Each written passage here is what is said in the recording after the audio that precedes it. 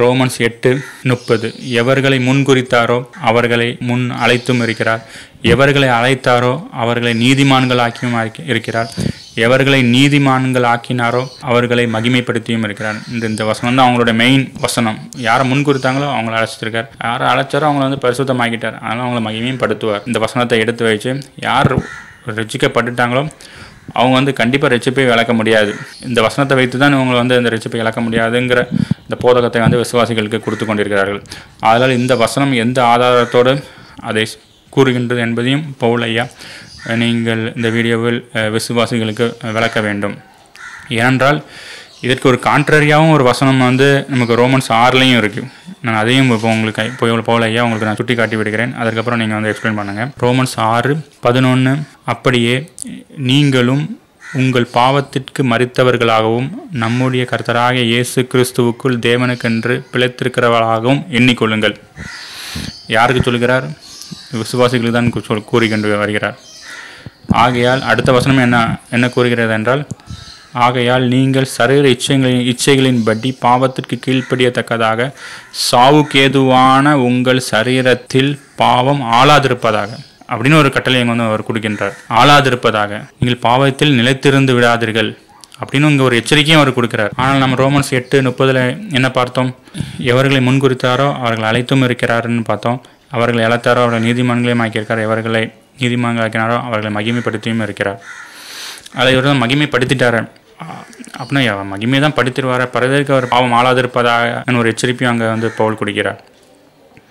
பாவம் ஆளாதிருப்பதாங்கன்னா அதுக்கோட மீனிங் பாவத்தில் நிலைத்திருந்து விடாதீர்கள்ங்கிறதான் அதோட மீனிங். ஏன்னா நீங்கள் பாவம் செய்துட்டு நீங்கள் அதை பிறகு அதை விட்டுட்டிங்கன்னா அது ஆளுகிறதுக்கு இதாகாது. நீ பாவத்தில் நிலைத்திருந்தால்தான் நீங்கள் அதுக்கு ஆளுவதற்கு, அது பாவம் ஆழ்ந்து கொண்டு இருக்கிறோம். உங்களை ஆளாதிருப்பதாகனா அதோட மீனிங் என்னென்னா, இப்போ பிரைம் மினிஸ்டர் மோடி இப்போ இந்தியாவை ஆண்டு கொண்டு இருக்கிறார், அவருடைய ரூலிங் நடந்துகிட்ருக்கு. அதே போல் இந்த பாவம் உங்கள் சரீரத்தை ஆட்சி எடுத்துக்கிடக்கூடாது. அப்படி ஆட்சி எடுத்துட்டுனா என்ன அர்த்தம்னா பாவத்தில் நிலைத்திருந்துடக்கூடாது.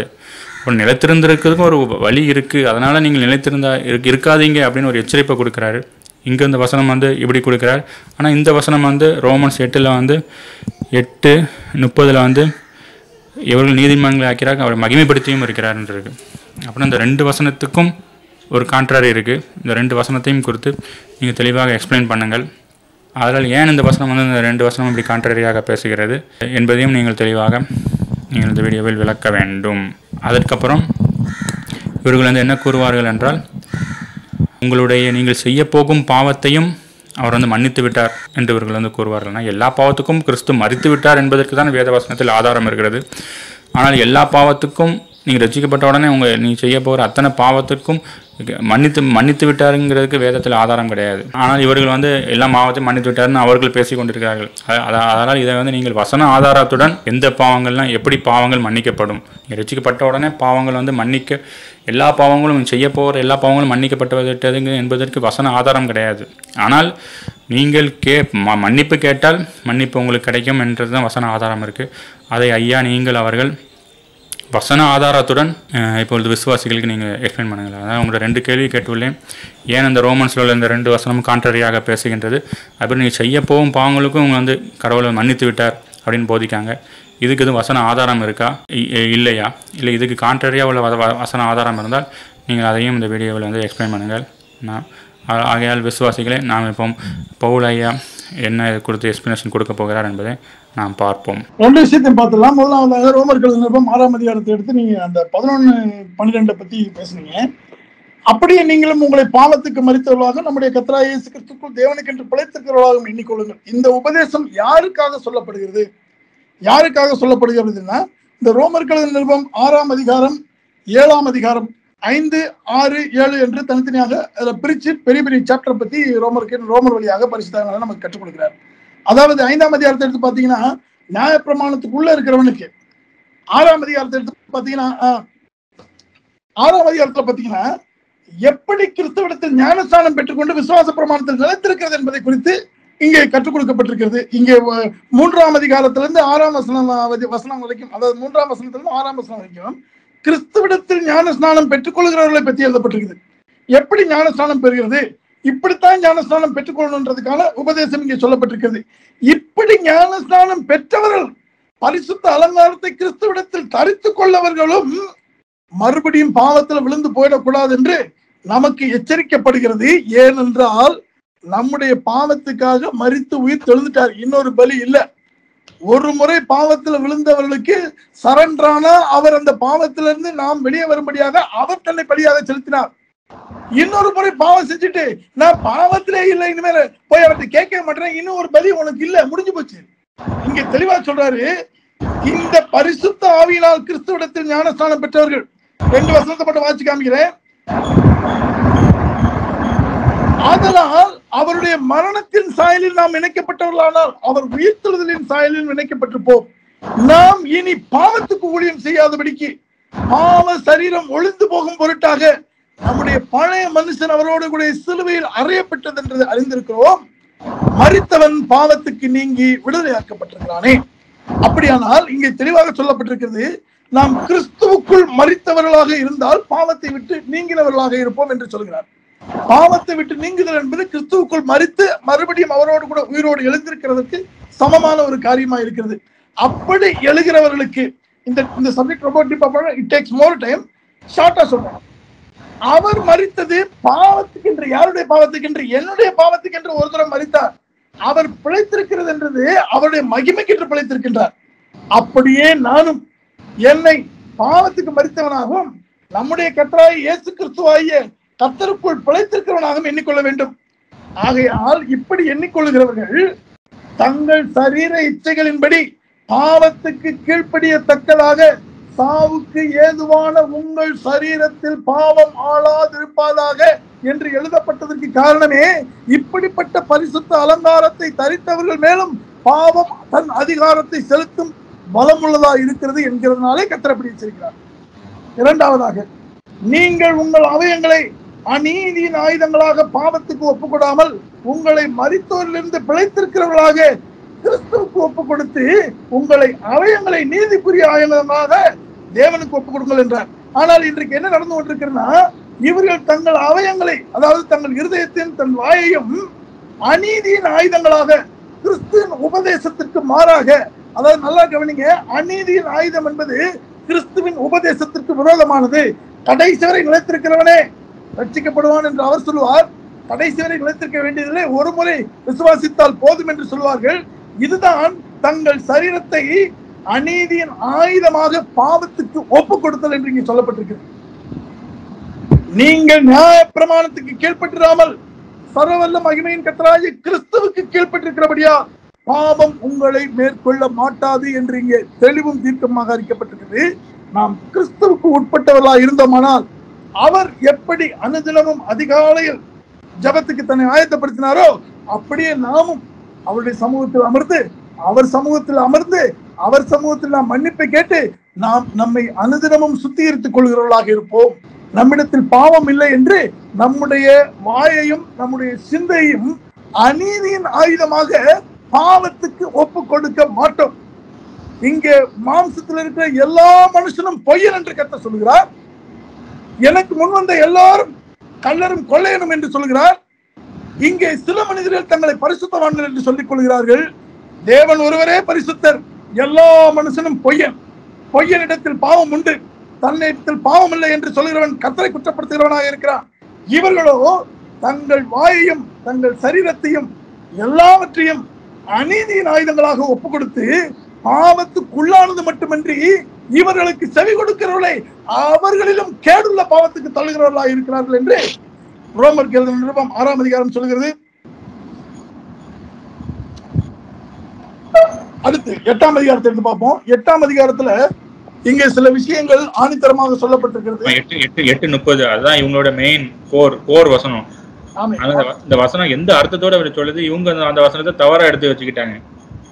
இப்போ இந்த வசனம் எதை குறித்து பேசுதுன்னா, கிறிஸ்துவுக்குள் முதிர்ந்து எப்படி ஸ்தேவான் எடுக்கப்படுறதுக்கு ஆயத்தமானவனா இருந்தானோ, ஸ்தேவான் எடுக்கப்படுகிறதுக்கு ஆயத்தமா இருந்தானோ, அவன் தன் உபதேசத்தை முடிக்கிற பொழுது கர்த்தரே நேரடியாக வந்து அவனை எடுத்துக்கொண்டு போனாரோ, அந்த நிலையில் இருக்கிற பரிசுத்த ஊழிய கூட்டத்துக்காக எழுதப்பட்டது. இதே வார்த்தையை பவுல் சொல்கிறான். இதோ நல்ல போராட்டத்தை போராடினேன், ஓட்டத்தை முடித்தேன், விசுவாசத்தை காத்துக்கொண்டேன். இதோ எனக்கு நீதியின் கிடம் தரிப்பிக்கப்பட போகிறது, ஜீவகிடம் தரிக்கப்பட்டாச்சு, மறுபடியும் நீதியின் கிடம் தரிப்பிக்கப்பட போகிறது. இப்படி நிற்கின்ற பரிபூர்ணமானவர்கள், கிறிஸ்துவுக்குள் விசுவாசத்தினால் பரிபூர்ணமானவர்களை குறித்து எழுதப்பட்ட இந்த உபதேசத்தை கிறிஸ்துவை யாரென்று அறியாதவர்கள் தங்களுக்கு ஏற்றபடி வளைக்கிறார்கள். தேவனுடைய வசனத்தை தங்களுக்கு ஏற்றபடி வளைக்கிறார்கள். நல்லா கவனிங்கள். அதுவும் இல்லாமல் ஆவியின் முதற் பலன்களை பெற்றுக்கொண்ட நாமும் கூட நம்முடைய சரீர மீட்பாகிய புத்திர சுகாரம் வருகிறதுக்கு காத்திருந்து நமக்குள்ளே தவிக்கிறோம். இங்கே சொல்லப்பட்டிருக்கிறது, ஒரு அப்போஸ்தலனால் உபதேசிக்கப்படுகிறது. உபதேசிக்கிற பொழுது அவன் எப்படி உபதேசிக்கிறான் என்றால், உங்களுக்கு எங்களுக்கு என்று உபதேசிக்கவில்லை, நம்முடைய நமக்கு என்று ஒரு அப்போஸ்தல பணியாளனுக்கு தன்னை சமமாக்கி, தனக்கு சமமானவர்களுக்கு, ஆவியில் தனக்கு சமமானவர்கள், ஊழியத்தில் தனக்கு சமமானவர்களோடு கூட. அப்போ பவுல் தனக்கு ஏற்றபடி தனக்கு சமமான நிலையில ஊழியம் செய்து கொண்டிருக்கிற தன்னுடைய சமமானவர்களுக்கு குறித்து பரிசுத்த ஆவியினால் உபதேசிக்கிறான். அந்த நம்பிக்கையினாலே நாம் ரட்சிக்கப்பட்டிருக்கிறோம். எந்த நம்பிக்கையில? மகிமையில பிரவேசிக்கிற.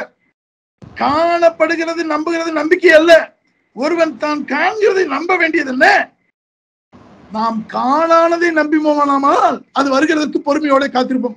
காணாதது மகிமையில் பிரவேசிக்க போகிற அவருடைய மகிமையை தான் நாம் இன்னும் அநேகர் கண்களில் காணாமல் இருக்கிறார்கள். அதர் வருவதற்கு பொறுமையோட காத்திருக்க வேண்டும். அவருடைய மகிமையை காணும்படியாக பொறுமையோடு காத்திருக்கிறவர்களை குறித்து இப்பொழுது விவரமாக ஆண்டவர் சொல்லப்படுகிறார். அந்தபடியே ஆவியானவரும் நமது பலவீனங்களில் நமக்கு உதவி செய்கிறார். நாம் ஏற்றபடி வேண்டிக் கொள்ள வேண்டியதென்று அறியாமல் இருக்கிறபடியினால், எதனால? மகிமைக்குள்ள பிரவேசிக்க போறதற்கு முன்பாக நாம் எதை எப்படி பேச வேண்டும் என்பதை அறியாதவர்களாக இருக்கிறோம். அதனால ஆவியானவர் தாமே வாக்கு கடங்கா பெருமூச்சுகளோடு நமக்காக வேண்டுதல் செய்கிறார். ஆவியானவர் தேவனுடைய சித்தத்தின்படியே பரிசுத்தவான்களுக்காக வேண்டுதல் செய்கிறபடியா அவர் பரிசுத்தவான்களுக்காக பத்தி பேசிட்டு இருக்கிறாரு. கர்த்தருடைய பார்வையில் பரிசுத்தவான் எவனோ அவனை குறித்துதான உபதேசம் இது. இருதயங்களை ஆராய்ந்து பார்க்கிறவர் ஆவியின் சிந்தனை இன்னதென்று அறிகிறார். அன்றியும் அவருடைய தீர்மானத்தின்படியே அழைக்கப்பட்டவர்களாய், இந்த பூமியில வாழ்கிற சகல ஜனங்களும் அவருடைய தீர்மானத்தின்படியே அழைக்கப்பட்டவர்களே. அந்த அழைக்கப்பட்டவர்கள் தேவனிடத்தில் அன்பு கூறுகிறவர்களுக்கு, அதாவது என்னுடைய வார்த்தைகளுக்கு செவி கொடுத்து அதை கை கொள்ளுகிறவனே என்னிடத்தில் அன்பு கூறுகிறான் என்று சொல்லப்பட்டபடி அழைப்பு சுவிசேஷம் சகலருக்கும் பொதுவாக அனுப்பப்படுகிறது. அதை கேட்டு அதை அவருக்கு கீழ்ப்படிந்து வாழ்கிறதாகிய அந்த அன்பு கூறுகிறவர்களுக்கு பூமியிலும் மகிமையிலும் சகலமும் நன்மைக்கு ஏதுவாக நடக்கிறது என்று சர்வ வல்லமையுள்ள பிதாவாகிய கிறிஸ்து இயேசு நாமத்தினாலே அறிந்திருக்கிறோம். தம்முடைய குமாரன் அநேக சகோதரருக்குள்ளே ஒரு வார்த்தையும் முக்கியம், நன்றாக கவனிங்கள். கிறிஸ்துவுக்கு 1 யோவான் 5ஆம் அதிகாரம் 1ஆம் வசனத்தின்படி பிறந்ததினாலே அவருடைய குமாரனாகவே மாறி போனவன் அநேக சகோதரருக்குள்ளே. யார் இந்த அநேக சகோதரர்? கிறிஸ்துவோடு கூட முதலாம் உயிர்த்தெழுதலில் அவரோடு கூட எழுந்து போகிற அந்த அநேக சகோதரருக்குள்ளே முதல் பேராவார இருக்க பொருட்டு, அப்படி தெரிந்து கொள்ளப்பட்ட ஜனங்களுக்குள்ளே முதல் பேரா இருக்கும் பொருட்டு சர்வ வல்லமையுள்ள கிறிஸ்து எவனை முன்னறிந்தாரோ, அதாவது பொதுவாய் கொடுக்கப்பட்ட இந்த அழைப்பிலே தன் விசுவாசத்தினால் அவருக்கு கீழ்ப்படிந்தவர்களில் விசுவாசத்தில் முதிர்ந்தவனாக எவனை இருக்கிறாரோ அவர்களை மகிமையில் அவரோடு இருக்கும்படி அழைத்திருக்கிறார். அப்படி அழைத்தவர்களை அவர்தான் நீதிமானாக்கி இருக்கிறார். ஏனென்றால் ரட்சிப்பு என்பது தனி மனிதர்களால் உண்டாகிறது, அது கிருபையினாலே உண்டாகிறது. அதனாலே அவரே அவர்களை நீதிமான்களாக ஆக்கியும் இருக்கிறார். எவர்களை நீதிமான்கள் ஆக்கினாரோ அவர்களை மகிமைப்படுத்தியும் இருக்கிறார் என்று வேதம் சொல்லுகிறது. என் அழைக்கப்பட்ட ஜனமே, அவர் அழைக்கப்பட்ட ஒவ்வொருவரையும் இந்த இடத்துக்கு கொண்டு வர விரும்புகிறார். எவன் விசுவாசிக்கிறானோ அவ்வளவு பேருக்கும் இந்த பாக்கியம் கிடைக்கும். இது தனி மனிதர்களுக்கோ தனி கூட்டத்துக்கோ கொடுக்கப்பட்டதல்ல, சகலருக்கும் இந்த பாக்கியம் அருளப்படுகிறது. ஏனென்றால் இதை குறித்து பவுல் பின்னாட்களில் சொல்லி இருக்கிறான். என்ன சொல்றாங்க? அவருடைய வருகைக்காக காத்திருக்கிறேன், எனக்கு மாத்திரமல்ல இந்த வருகைக்காக காத்திருக்கிற எவனுக்கும் அதை தந்தருள்வார். அன்கண்டிஷனல் முதலாம் உயிர்த்தலுக்காக கிறிஸ்துவுக்காக காத்திருக்கிறவன் எவனோ அவ்வளவு பேருக்கும் இந்த கிருபை உண்டு என்பதை அவன் அங்கே தெளிவாக உணர்த்தியிருக்கிறான். அதைத்தான் இங்கும் சொல்லப்பட்டிருக்கிறது. கிறிஸ்துவுக்குள் விசுவாசத்தால் எவன் நீதிமானானோ, அவருடைய வார்த்தைகளுக்கு கீழ்ப்படிந்ததனால் எவனை அவர் அன்பு கூர்ந்தாரோ அவனை அவர் மகிமைப்படுத்தியும் இருக்கிறார். இதைத்தான் நம்ம கொஞ்ச நேரத்துக்கு முன்னாடி வாசிச்சோம். வாசிக்கலாம் ஒரு செகண்ட்.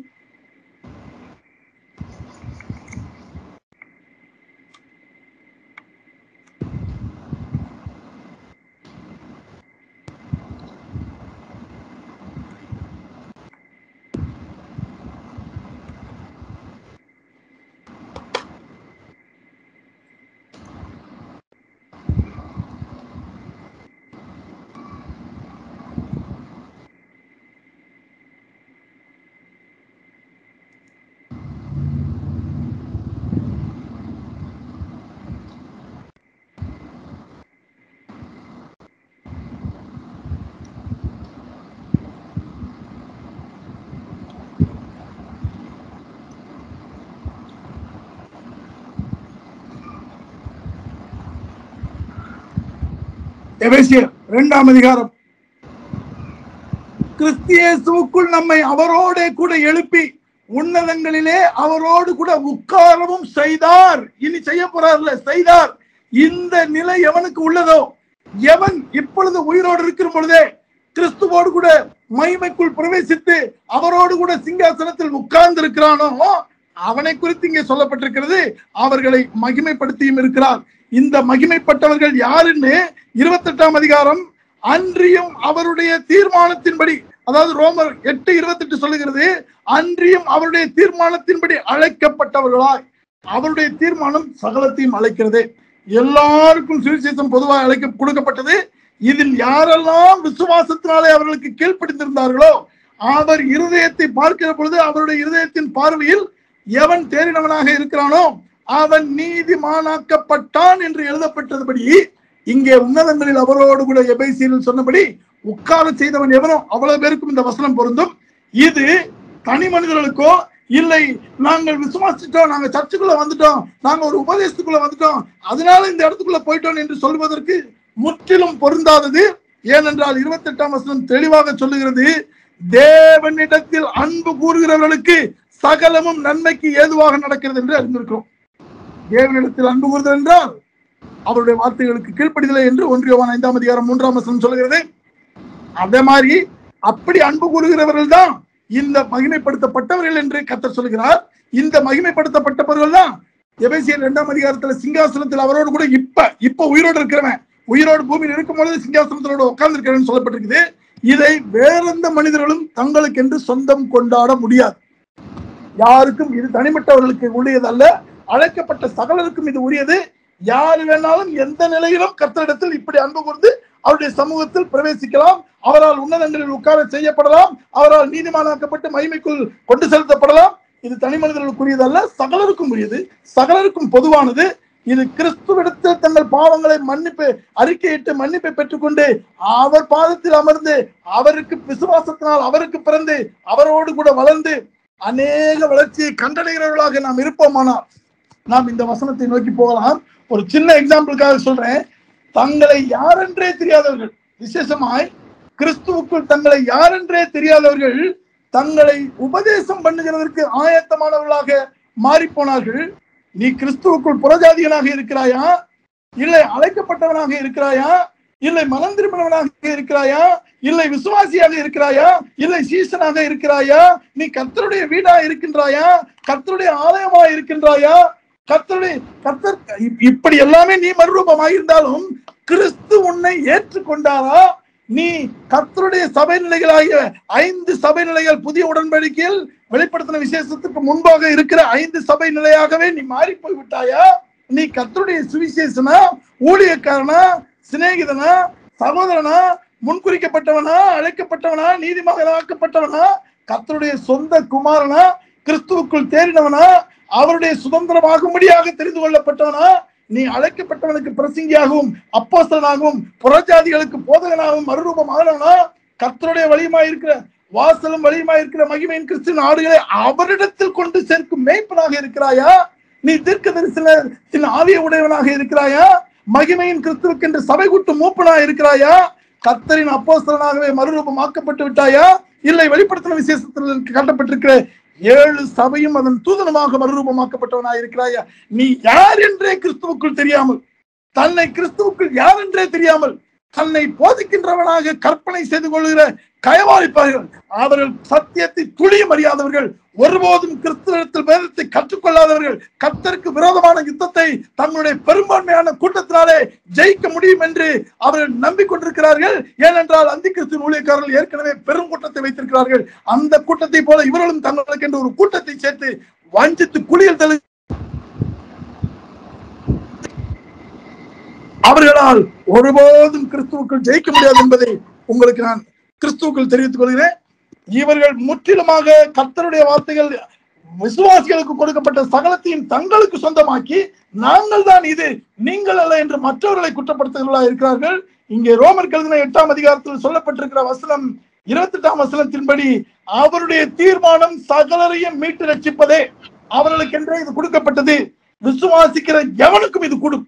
இது தனி மனிதர்களுக்குரியது அல்ல.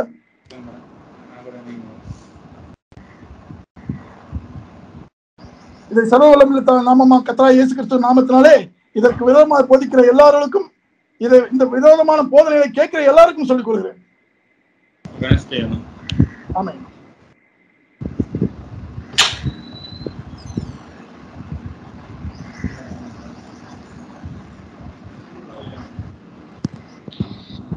தொடருமா பிரதர்?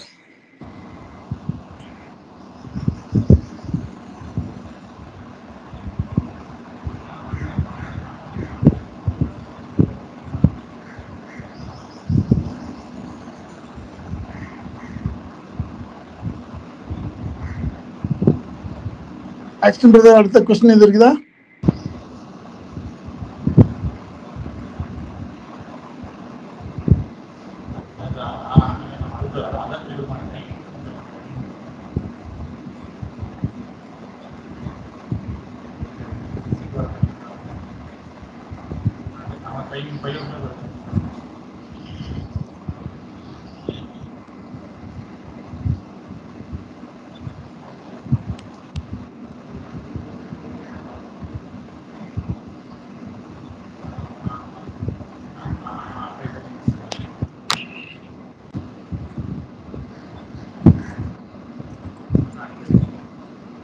கிறிஸ்துவுக்குள் அழைக்கப்பட்டவர்களே, 1 பேதுரு 1ஆம் அதிகாரத்தில் எழுதப்பட்டபடி கடைசி காலத்திலே வெளிப்படுத்தப்பட ஆயத்தமாக்கப்பட்ட ரட்சிப்புக்கு ஏதுவான விசுவாசத்தை கொண்டு தேவனுடைய பலத்தினாலே காக்கப்பட்டிருக்கிற உங்களுக்கு அந்த சுதந்திரம் பரலோகத்தில் வைக்கப்பட்டிருக்கிறது.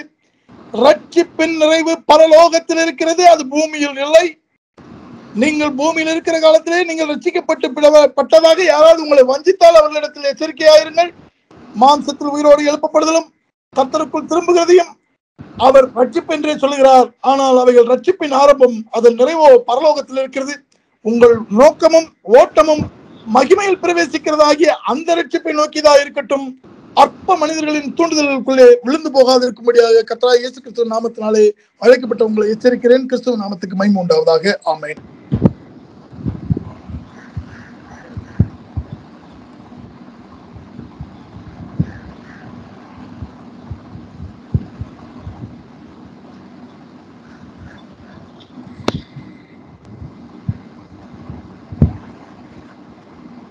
பிரதர், நான் அந்த கேள்விக்கு பதில் சொல்லிட்டேன். நீங்க ஃபர்தரா வேற எதுவும் கொஸ்டின் இருக்குதா?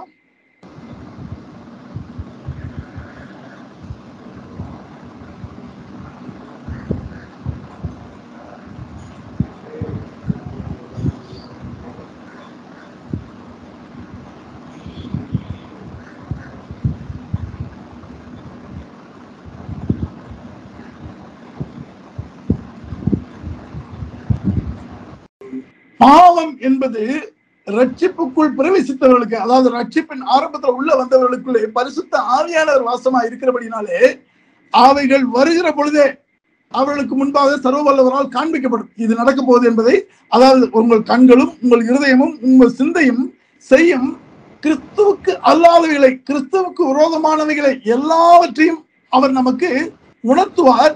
உணர்த்தப்பட்டவுடன் அவரிடத்தில் நாம் அடைக்கலமாகி மன்னிப்பு கேட்பதன் மூலமாக மட்டுமே அதிலிருந்து விடுவிக்கப்பட முடியும்.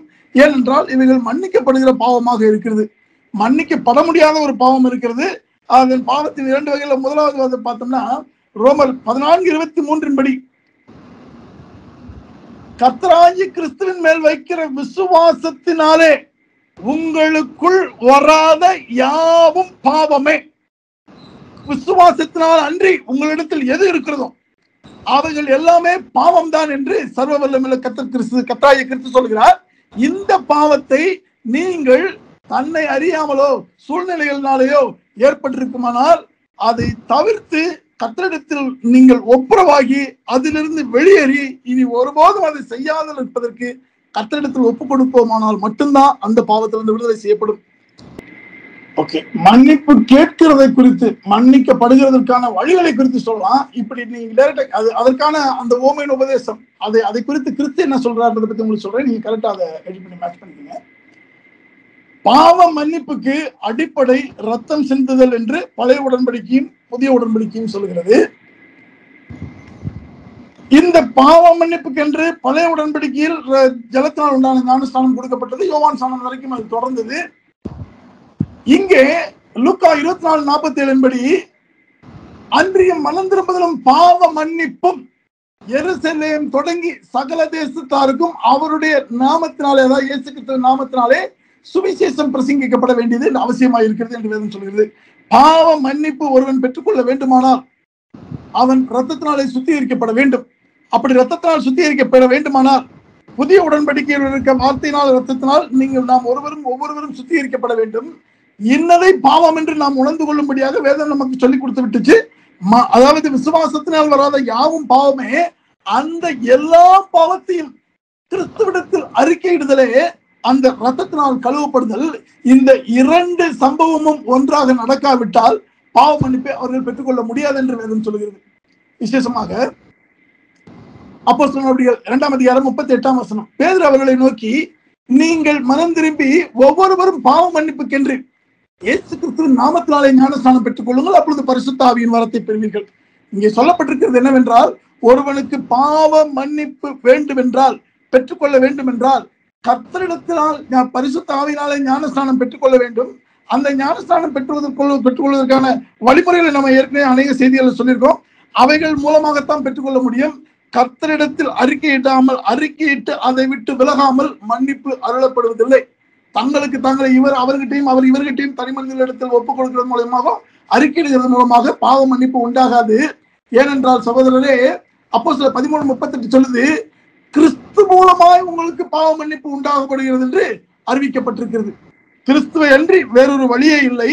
கிறிஸ்துவிடத்தில் தங்கள் பாவங்களை அறிக்கையிட்டு விட்டு விடுகிறவன் எவனோ அவனுக்கு மன்னிப்பு உண்டாகும் என்று பரிசுத்த வேதாகம் அறிவிக்கிறது. அப்படி அல்லாமல் வேறொரு வழியும் இல்லவே இல்லை. இதிலே இன்னொரு பாவத்தை குறித்து ஆண்டவர் சொல்கிறார். யோவான் 8:24-27 சொல்லப்பட்டிருக்கிறது, நானே அவர் என்று நீங்கள் அறியாவிட்டால் நீங்கள் உங்கள் பாவங்களிலே மரிப்பீர்கள், நீங்கள் இறந்து போவீங்க, நீங்கள் செத்து போவீங்கன்னு சொல்லி ஆண்டவர் சொல்றாரு. இதுதான் மன்னிப்பே இல்லாத பாவமா இருக்கிறது. சின்ன சின்ன பாவத்திலேயே மரித்து போகிற அளவுக்கு மன்னிப்பை கர்த்தருடைய சமூகத்தில் பெற்றுக்கொள்ளாதவர்கள், கர்த்தருடைய ரத்தத்தினால் கழுவப்படாதவர்கள் பாவ மன்னிப்பை பெற்றுக்கொண்டவர்கள் அல்ல. அவர்கள் சபைகளிலே காணிக்கை கொடுத்ததன் மூலமாகவும் தனி மனித உபதேசத்தில் நிலைத்திருக்கிறதுனாலே பாவ மன்னிப்பை பெற்றுக்கொண்டால் வஞ்சிக்கப்படுகிறார்களே ஒழிய, கர்த்தருடைய ரத்தத்தினால் கழுவப்படாத எவனும், அவரிடத்தில் பாவத்தை அறிக்கையிட்டு அவரிடத்தில் ஞானஸ்நானத்தை பெற்றுக்கொள்ளாத எவனும் பாவ மன்னிப்பை பெற்றுக் கொண்டவன் அல்ல என்று இயேசு கிறிஸ்துவின் நாமத்தினாலே அனுதினமும் நீங்கள் தேவ சமூகத்தில் உட்கார்ந்து பாவ மன்னிப்பை பெற்றுக் கொண்டுதான் தீர வேண்டும். அனுதினமும் நீங்கள் சுத்திகரிக்கப்பட்டுக் கொண்டேதான் இருக்க வேண்டும், உங்களை கிறிஸ்து எடுத்துக்கொண்டு போகும் நாள் வரைக்கும். இல்ல ஏன்ட்ட ஒரு ஸ்திரீ கேட்டாங்க, அதாவது என்ன கேட்டாங்கன்னா, நாங்க பாவ மன்னிப்புலாம் எடுக்க மாட்டோம், முதல் டைம் நாங்க எடுத்ததுதான், அதுக்கு நாங்க பரிசுத்தமாற ஸ்டேஜ்லயே இருக்கோம் அப்படின்னு சொன்னாங்க. அது ஒரு தவறான உபதேசம். ஏனென்றால் அப்போஸ்தலர் நடவடிக்கைகள் 1ஆம் அதிகாரம் 8ஆம் வசனம் சொல்லுகிறது, கர்த்தராகிய கிறிஸ்து தன் இயேசு கிறிஸ்துவின் நாளிலே, அதாவது முதலாம் உயிர்த்தெழுதலிலே ஒருவனை அவர் எடுத்துக்கொண்டு போகிற பொழுது ஆண்டவர் நமக்கு ஒரு வாக்குத்தத்தம் கொடுக்கிறார், ஒருவனும் உன்னை குற்றப்படுத்தாதபடிக்கு நான் உன்னை காப்பேன் என்று. அப்படியானால் அவர் எடுத்துக்கொள்ள போகிற அந்த வினாடி வரைக்கும் குற்றப்படுத்துறதுக்கு ஏதுவானதாகவே மனிதன் இருக்கிறான் என்று அர்த்தம். குற்றப்படுத்துறதுக்கு ஏதுவாகவே மனிதன் இருக்கிறான். அவர் எடுத்துக்கொண்டு போகிற கடைசி வினாடி வரைக்கும் அதனால்தான் கர்த்தர் சொல்கிறார், அவருடைய ரத்தத்தால் கழுவப்பட்டவனை குற்றப்படுத்த விடாதபடிக்கு நான் உன்னை காப்பேன் என்று கர்த்தர் வாக்குத்தத்தம் கொடுக்கிறார். அப்படி என்றால் பரிசுத்த அலங்காரத்துல போகிற போது எவன் குற்றப்படுத்த கூடும்? கிறிஸ்துவை போல என்னையும் ஒருவனும் குற்றப்படுத்த கூடாம போகுமே. குற்றப்படுத்துதல் என்பது சத்ருவின் ஒரு விதமான தந்திரம். அந்த தந்திரத்தை கொண்டு ஒவ்வொரு மனுஷனையும் பரிசுத்த அலங்காரத்தை விலக செய்யறதுக்கான முயற்சி எடுத்துக்கிட்டே இருப்பான். ஆனா ஒவ்வொரு முறையும் நாம் கர்த்தருடைய சமூகத்தில் அறிக்கையிட்டு நாம் நம்மை பரிசுத்த அலங்காரத்தில் நிலைத்திருக்க செய்கிறவர்களாக எப்பொழுதும் இருக்க வேண்டும். அப்படி இல்லாவிட்டால் பரிசுத்த அலங்காரம் குறைந்து போய்விடும், நம் பாவத்தின் அளவு அதிகமாகிக்கொண்டே போகும். அது கிறிஸ்துவை விட்டு நம்மை மிகச் சுலபமாக பிரித்து விடும். இவங்க பாவ மன்னிப்பே எடுக்க மாட்டாங்களா? இவங்க பாவ மன்னிப்பே எடுக்கலன்னா பைபிள் வந்து என்ன சொல்லுதுன்னா, நீ எப்பொழுதும் ஜெபம் பண்ணு, இடைவிடாமல் ஜெபம் பண்ணுன்னு. அப்படி இவங்க எந்த கோணத்துல போய் ஜெபம் பண்ண போவாங்கன்னு தெரியல. ஏன்னா பாவ மன்னிப்பு எடுக்கிறது தான் நாம தாழ்த்துறது. இவங்க தாழ்த்தாமே எப்படி கடவுள்கிட்ட ஜெபிக்க முடியும்? சர்வவல்லமையுள்ள கிறிஸ்து அதிகாலை வேளையில் ஜெபிக்கிறதை நாம் வேதத்தில் வாசிச்சிருக்கோம். அது அவர் ஜெபிக்கவில்லை, நீங்களும் நானும் எப்படி ஜெபிக்க வேண்டும் என்று நமக்கு கற்றுக் கொடுத்தது. மகத்துவத்தில் அதிகாரம் உள்ள அவரே அதிகாலை வேளையில் மாம்ச சரீரத்தில் இருக்கும் பொழுது நீங்க எப்படிலாம் நடந்து கொள்ள வேண்டும் என்பதை நமக்கு காண்பித்திருக்கிறார்.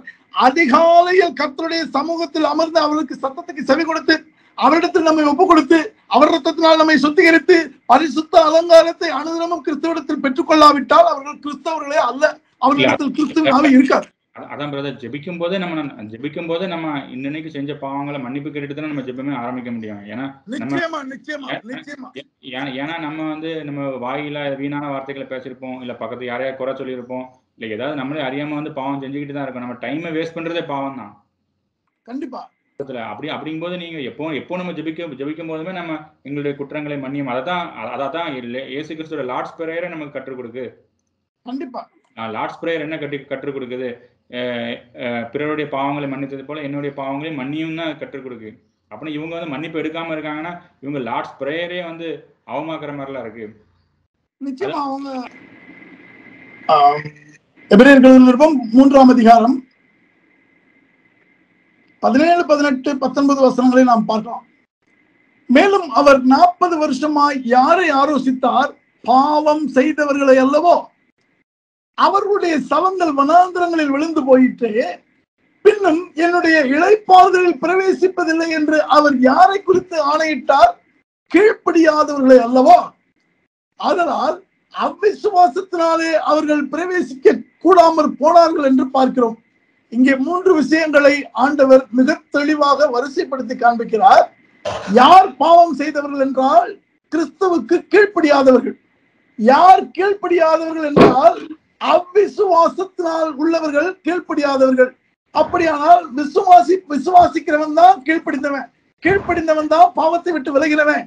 இவர்கள் இப்படித்தக்கமான வாழ்க்கையை வாழுகிற பொழுது, அதாவது விசுவாசத்தினாலே கிறிஸ்துவுக்கு கீழ்ப்படிந்து பாவத்தை விட்டு விலகுகின்ற பொழுதிலும் சரீரத்திலும் மாம்சத்திலும் சூழ்நிலைகளிலும் எவ்வளவு பரிசுத்த அலங்காரத்தை தரித்துக் கொள்ள முயன்றாலும் ஏற்படுகிற நெருக்கங்களை அவரிடத்தில் அறிக்கையிட்டு அதிலிருந்து விலகுகிறதே பாவத்தை விட்டு விலகுகிறதுக்கான ஒரே வழி.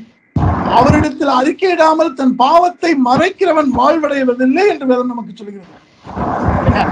பாவத்தை மறைக்கிறவன், என்னிடத்தில் பாவம் இல்லை என்று சொல்லுகிறவன் கர்த்தரையே குற்றப்படுத்துகிறவனாக இருக்கிறான். ஆமென். 1:8-10 சொல்லுகிறது. 8 முதல் 10 சொல்லுங்க. நமக்கு பாவம் இல்லை என்போமானால் நம்மை நாமே வஞ்சிக்கிறவர்களாக இருப்போம், சத்தியம் நமக்குள் இராது. அதாவது கிறிஸ்து நமக்குள் இருக்க மாட்டார்.